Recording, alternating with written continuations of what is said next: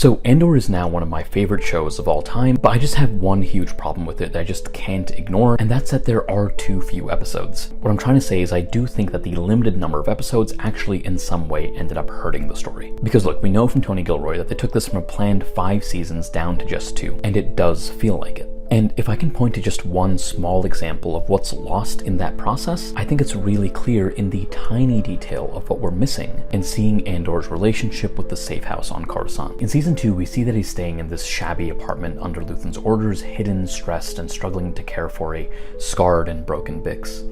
But then, in later episodes, he moves away from this location and this point in his life, until, in the penultimate episode of the season and series, Andor's latest mission takes him back to that very building. And there's this tiny moment here, where he again sees that hallway, and he stops because I think what's happening, or what's supposed to be happening, is that he's suddenly hit by this rush of memories from all those years ago that feel to him like a lifetime ago. He's flashing back to when he was still with Bix, to when he was a younger and less refined member of this rebellion, and maybe to when the job itself was just a little less complicated. But the issue is, at least to me, this moment fell flat because to me, it hasn't been years. To me, as a viewer of season 2, I just saw him living here with Bix weeks ago. Meaning the audience and the character are then set up to interpret this moment differently. But now, imagine if we had let the show stretch out to its original 5-season arc. If in season 2 we saw Cassian and Bix living here filled with doubt and struggle, placing all the memory and trauma of their battles between these walls. And then imagine we watched him leave that place and go on to other wide and varied adventures across a season 3 and a season 4,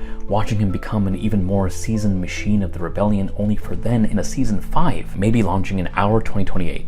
For us to finally see him return to that exact set, to that same apartment. Imagine how that instead would have landed for us. How in our minds, upon seeing those walls again, images of a younger Andor, a younger time in our lives, and a simpler, less dire moment in the show would all come rushing back to us. And we'd be hit with just the enormity of the difference between then and now, because of our realization of the time that passed in our own lives between these two moments that we saw in this version of it. We'd more immediately, emotionally understand why Andor pauses in this moment, because in a way we'd be having the same reaction as he is. It's a tiny thing, but it's that character moment, that emotional beat, that feeling.